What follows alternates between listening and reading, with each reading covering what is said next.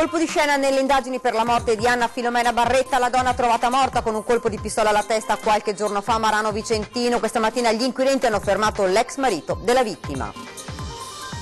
Batterio killer, sono circa 10.000 i pazienti operati nelle cardiochirurgie del Veneto potenzialmente interessati che verranno contattati per valutare eventuali approfondimenti clinici. Ad un mese dalla devastazione provocata dall'ondata di maltempo che ha colpito e distrutto molti territori veneti, dopo soli 30 giorni le immagini di quei luoghi che si stanno risollevando. Il caso dei presunti decessi di malati oncologici all'ospedale di Milano e Dolo a causa delle prenotazioni mal gestite, ora arriva la ferma smentita del dirigente sanitario dell'ULSS veneziana. Paura ieri sera a Mestre, 2 banditi hanno puntato la pistola contro un orfo di fronte alla sua abitazione e ci sono fatti consegnare la valigetta. Sicurezza a Padova, più uomini, strumentazioni tecnologiche in arrivo, anche il DASPO contro i pusher per combattere lo spazio in città. Raccontare sul campo alle giovani generazioni cos'è stata la grande guerra tra Piave e Grappa, il progetto degli alpini di paese rivolto agli studenti del comprensorio scolastico più grande del Veneto. Buonasera e ben ritrovati alla nostra edizione regionale dei telegiornali di Antenna 3. Lo avete dunque sentito ora dai titoli in primo piano, la cronaca da Marano Vicentino, un colpo di scena nel caso di Anna Filomena Barretta, la donna trovata morta con un colpo di pistola alla testa. Sentiamo. Colpo di scena investigativo. Stamattina all'alba, dopo un lungo interrogatorio, viene fermato con l'accusa di omicidio Angelo Lavarra, marito separato ma convivente di Anna Filomena Barretta, che qualche giorno fa, il 20 novembre, è stata trovata morta nella sua camera da letto nell'appartamento di Via Aldo Moro a Marano Vicentino. A ucciderla era stato un colpo di pistola partito dall'arma del marito, guardia giurata di 43 anni. Ed era proprio stato il marito a lanciare l'allarme al SUEM e ai carabinieri. Secondo la prima ricostruzione fatta dagli investigatori, Angelo Lavarra sarebbe rincasato attorno alle 5:30 del mattino dopo il turno di notte. Dopodiché, verso le 9, avrebbe avuto una discussione accesa con la moglie che era arrivata nella casa coniugale per questioni legate alla separazione. La tragedia sarebbe avvenuta un'ora più tardi, verso le 10 del mattino di quel martedì 20 novembre. Sin da subito il marito si era detto sconvolto per il suicidio della moglie, ma la madre di Anna Barretta aveva immediatamente avvertito i carabinieri. Mia figlia, aveva detto, non lo avrebbe mai fatto, io la conosco, non si è suicidata. Ebbene, gli investigatori oggi le danno ragione. Al termine di serrate e stringenti indagini condotte dal nucleo investigativo del Comando Provinciale dei Carabinieri di Vicenza e della Compagnia di Thiene, sono stati raccolti, grazie all'ausilio tecnico e scientifico del RIS di Parma, indizi che hanno escluso il suicidio della donna e indotto ad adottare quindi il provvedimento restrittivo cautelare in carcere per l'ex marito. Il giudice per le indagini preliminari sarà chiamato nelle prossime ore a valutare gli elementi probatori raccolti ed eventualmente a convalidare l'atto, ma oggi c'è un'ipotesi investigativa che mette in luce quello che potrebbe essere l'ultimo femminicidio. La notizia del fermo del marito ha davvero colto di sorpresa i cittadini di Marano, un vero e proprio shock. Sentiamo. Non lo so, guardi, io non li conosco, cioè però. Sì, devo andare, mi spiace. Io non commento. No, per carità. La notizia ha colpito chiunque incontriamo oggi a Marano, davvero non se l'aspettava nessuno. I vicini dicevano proprio che non si aspettavano, non facevano pensare ma le persone. Nessuno lo diceva, che sappia io, che senta, perché il poco che sa nessuno diceva una cosa del genere. Subito somigliava che fosse stato successo che la sia uccisa, però adesso sei proprio... Certo che se fosse stato il marito sarebbe... sono cose, non capisco più niente. Sono notizie che ti lasciano sempre sbalordito perché dici, ma quel signore là o quella signora là l'ho vista l'altra settimana o cosa, mi sembrava tranquilla, e dopo si sentono queste cose qua. Qualcuno tenta di razionalizzare e dare una spiegazione. Sei talmente tirato tra conti, cose da pagare, che la gente arriva a un certo punto che non perde la testa, cioè non riesce più a stare nella realtà. e quindi arriva il gesto estremo, secondo me quasi inconsapevolmente. A Marano una storia così, no? Strana. Con Marano una roba del genere, a mia memoria, non l'ho mai vista. È una tragedia, ma non saprei dirle più di così, nel senso, purtroppo può capitare qui come in altri posti. Non è che ci tocca di più o ci tocca di meno, ci tocca comunque. Un pensiero poi viene rivolto alle figlie della coppia. Le condoglianze per i familiari più che altro, perché è una cosa, sì, non ti aspetteresti mai. Ed è veramente un problema grande, sinceramente, le figlie sì. E non saprei cosa fare, io spero che ci siano dei parenti, qualcuno che possa aiutarli in qualche maniera. Ed ora torniamo invece a parlare del batterio killer, perché a Treviso sono una decina i casi sotto controllo, persone sottoposte ad intervento di cardiochirurgia che hanno manifestato i primi sintomi. Intanto al Cafoncello è stato attivato l'ambulatorio per seguire questi pazienti.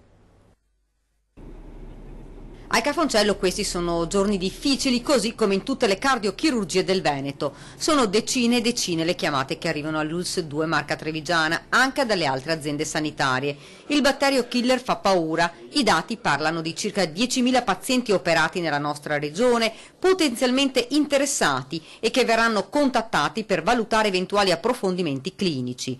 A Treviso per il momento sono sotto osservazione una decina di casi, persone che hanno manifestato i primi sintomi come la febbricola costante. Abbiamo aperto un ambulatorio, è partito il 26 di novembre e noi abbiamo dato una fascia oraria di 3 ore pomeridiane per ricevere telefonate dalle persone, riceviamo circa 30-40 telefonate al giorno, il dottor Scottoni e i suoi collaboratori sono loro che direttamente interagiscono con le persone, stiamo tranquillizzando molte persone, una decina di casi all'oggi li andremo a vedere e valutare. Quello che ormai è stato ribattezzato il batterio killer era presente in uno strumento di cardiochirurgia, un batterio che ha provocato 16 casi di infezione, di cui 14 in Veneto con 6 decessi. Oggi a Padova si è riunito il gruppo tecnico della Regione Veneto. Attendiamo le linee guida regionali e le indicazioni della Regione per poi casomai proseguire sulle indicazioni regionali e verificare a più ampio spettro le persone che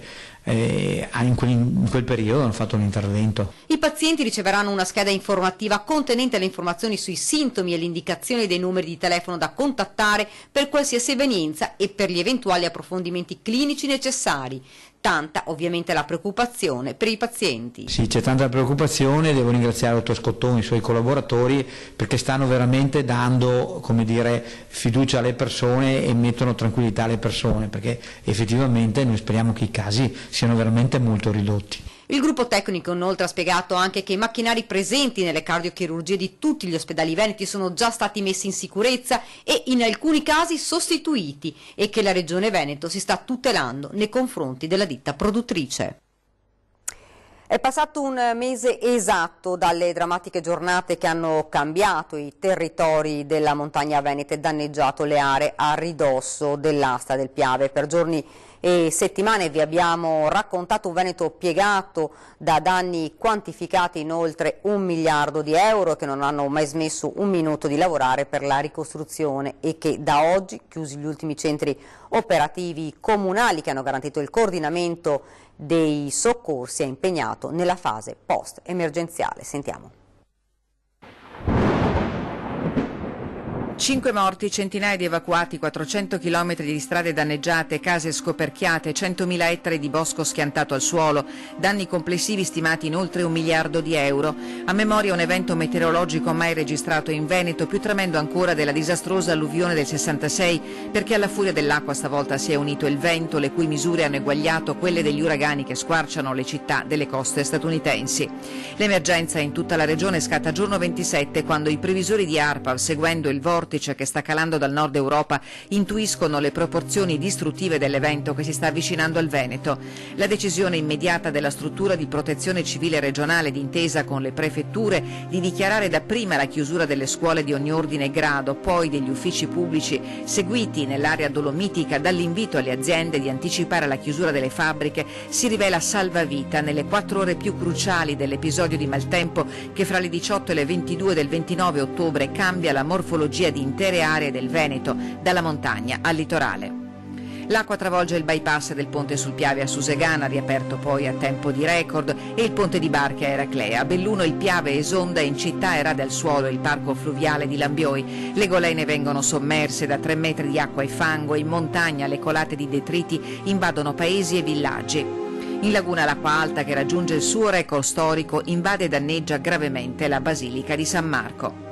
A guardarlo oggi quel Veneto ferito stringe ancora il cuore. Dove non sono arrivati subito i soccorsi è stata la popolazione laboriosa per antonomasia a non perdersi d'animo e a rimboccarsi le maniche. È passato il peggio.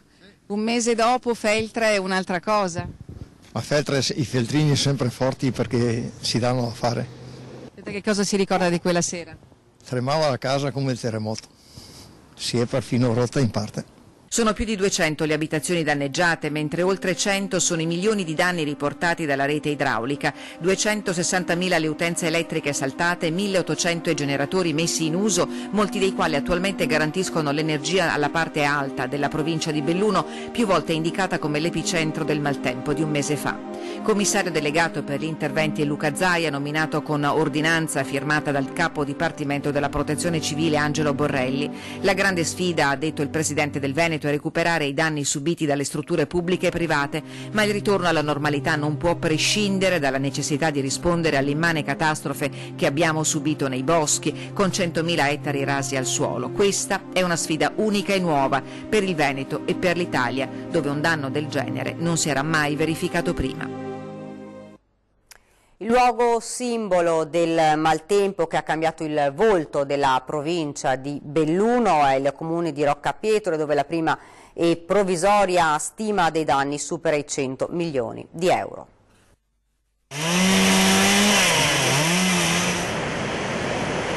È arrivata la neve in montagna, ma il lavoro di cura del territorio ferito non si ferma. 30 giorni dopo a Roccapietore il cielo è grigio e soffia il vento.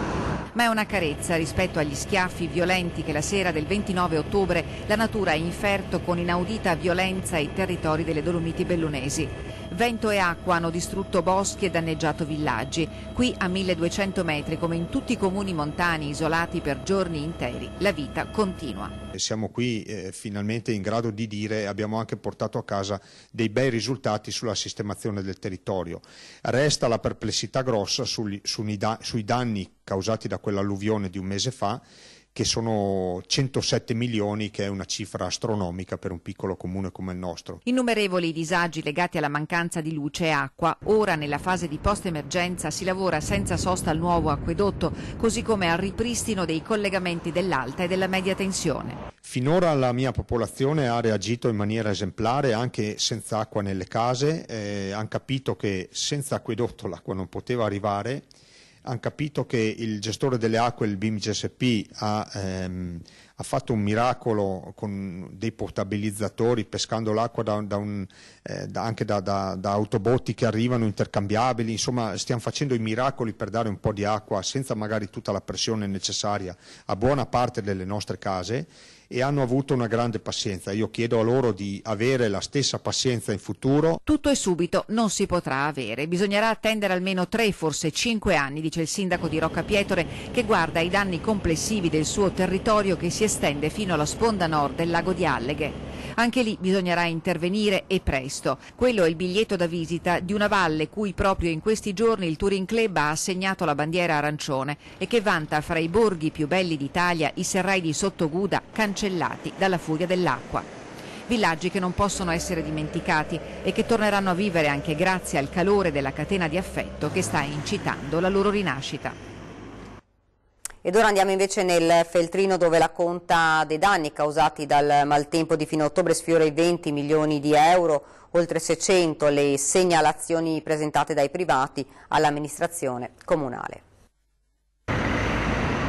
È un'altra cartolina, uno skyline totalmente diverso, quello che Feltre mostra di sé un mese dopo il violento episodio di maltempo del 29 ottobre scorso. Un mese dopo l'alluvione, il tornado che ha devastato Feltre, siamo ritornati proprio nel luogo simbolo della tragedia. Siamo all'inizio della strada chiamata Culliada.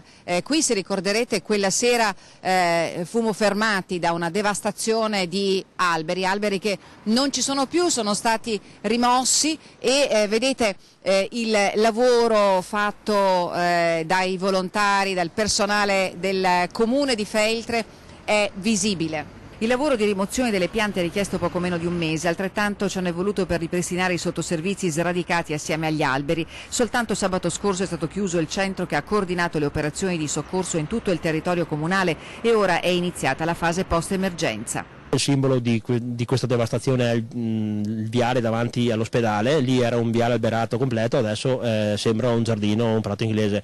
C'è stato un grossissimo lavoro che abbiamo condotto come maestranze anche del comune proprio in economia diretta e adesso la situazione sembra rientrata.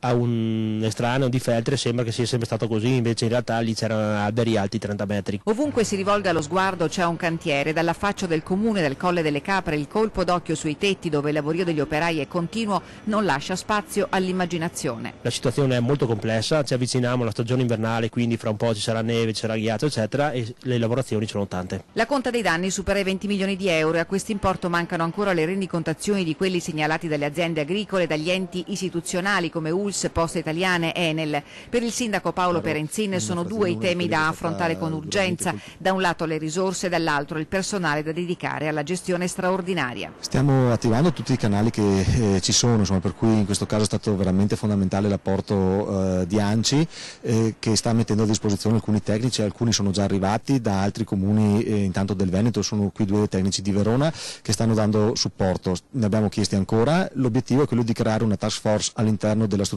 comunale che possa dedicarsi completamente soltanto all'emergenza. La sera del 29 ottobre resta un ricordo indelebile. Ero in una frazione, una di quelle che è stata duramente colpita, Villaga, e la mia sensazione personale era di assoluta impotenza perché non ci si poteva nemmeno muovere e il pensiero era ai volontari che comunque erano fuori, era quello di dire fateli rientrare o fateli mettere al riparo perché si capiva che in quel momento veramente poteva andare molto peggio rispetto a quello che è successo e purtroppo comunque abbiamo avuto una persona che è morta e deceduta durante l'evento. Fra i messaggi di vicinanza alla città spicca quello che il sindaco ha voluto appendere nel suo ufficio realizzato dai bambini della scuola d'infanzia di Anzù. Mani intrecciate e un'esortazione: Forza Feltre.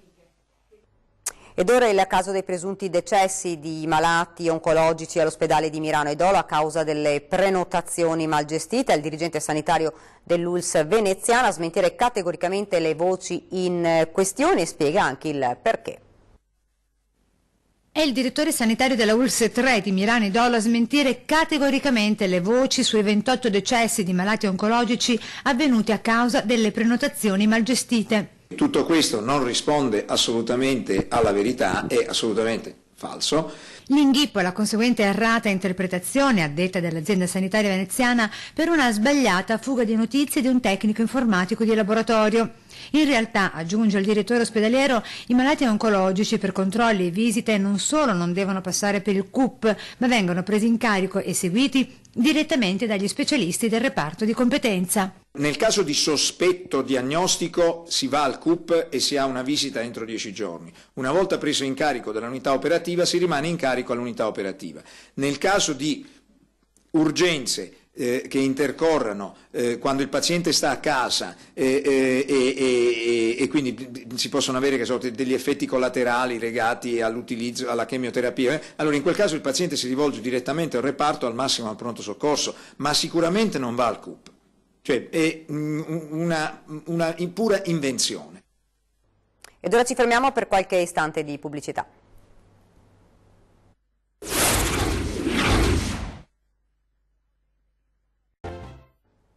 Siamo tornati nuovamente in studio, attimi di terrore ieri sera alla Gazzera per un orfano che è stato rapinato proprio di fronte a casa.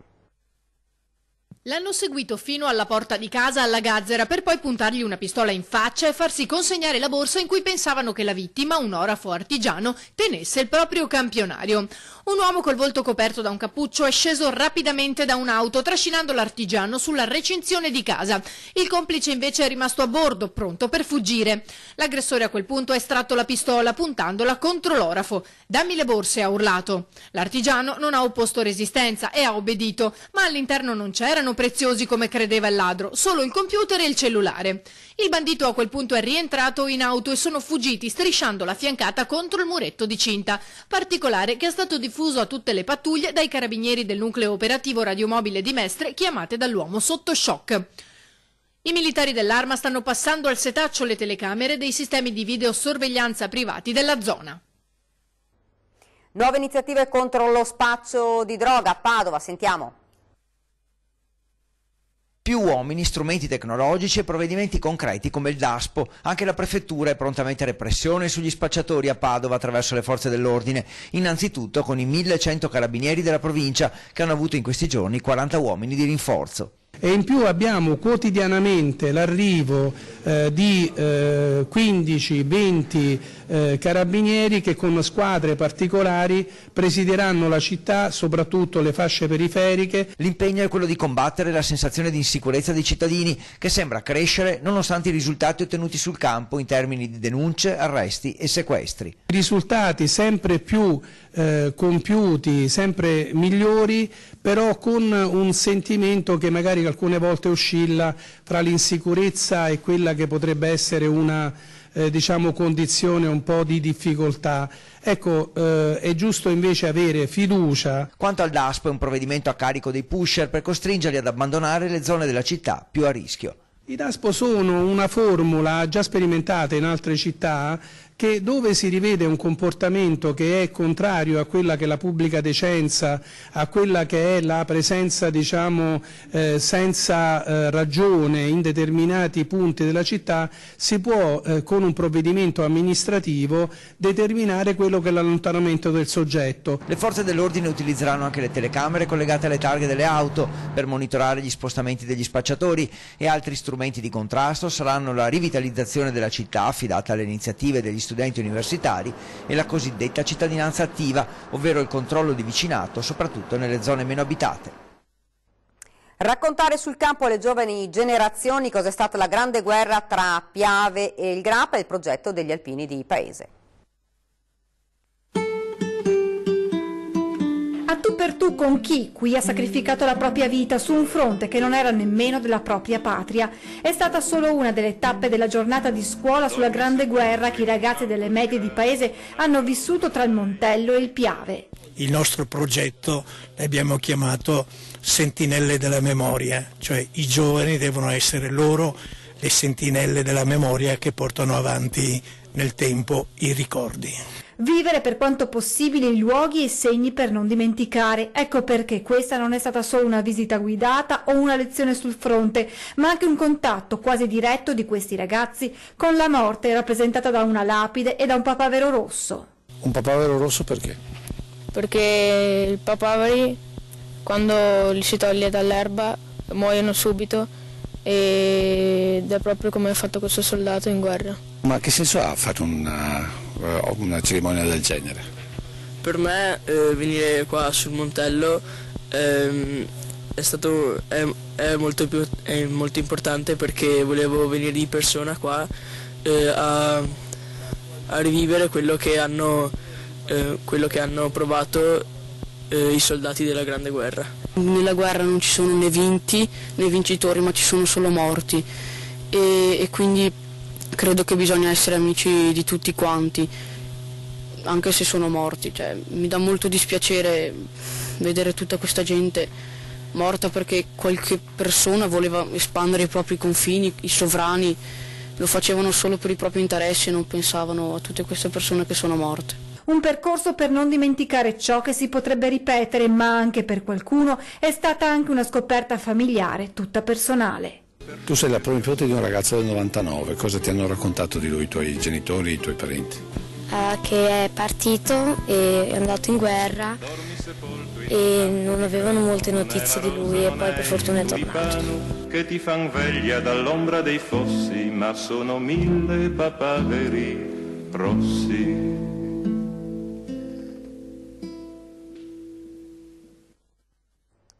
Prima di chiudere vi ricordo questa sera la nostra trasmissione 20:10, alluvione un mese dopo, in collegamento da Rocca Pietro il sindaco Andrea De Bernardin. Ora vi lascio alle nostre previsioni del tempo, grazie davvero per averci seguito e buona serata.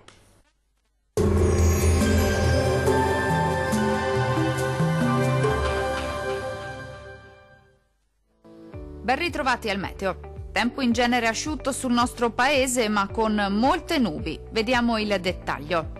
Sul Veneto sarà una giornata molto grigia. Il cielo infatti si presenterà irregolarmente nuvoloso e a tratti anche coperto, ma senza piogge degne di nota associate. Dal pomeriggio non si escluderà invece qualche schiarita soleggiata in più sui settori costieri.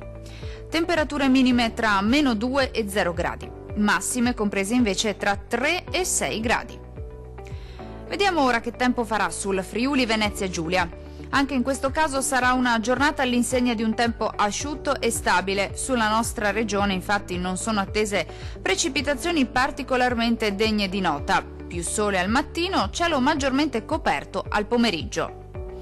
Temperature in ulteriore lieve calo, minime tra -2 e 0 gradi. Valori massimi oscillanti invece tra 4 e 7 gradi. Vediamo infine la situazione meteorologica del Trentino Alto Adige. Tempo in genere asciutto e stabile anche sulla nostra regione, tuttavia il cielo risulterà molto nuvoloso o coperto sui settori meridionali, sin dal mattino e per tutto l'arco della giornata, ma senza piogge associate, più sole altrove. Temperature minime tra 0 e 2 gradi. Valori massimi compresi invece tra 9 e 10 gradi circa. Dal meteo di Antenna 3 per ora è tutto. Arrivederci.